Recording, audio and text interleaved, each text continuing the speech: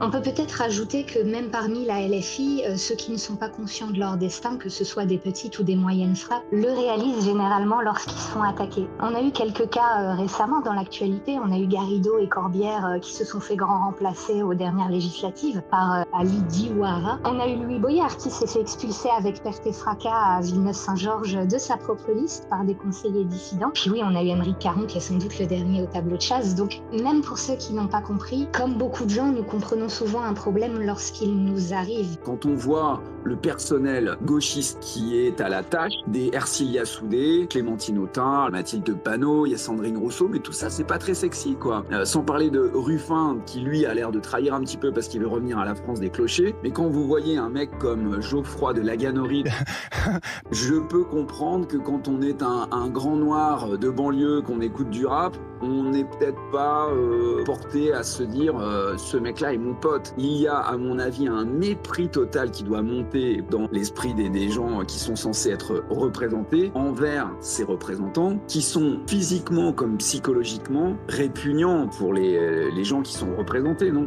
Je pense que oui, il y a un problème d'incarnation. Honnêtement, je comprends tout à fait. Quand tu es arabe aujourd'hui, quand tu es noir aujourd'hui et que tu vois la plupart des tocards parlent en plus en leur nom, je pense que les mecs, ils voient Delogu, ils voient Soudet, ils voient Antoine Léaumont en train d'essayer de faire le wesh avec des mecs de quartier. Je pense que eux-mêmes, ils les trouvent ridicules.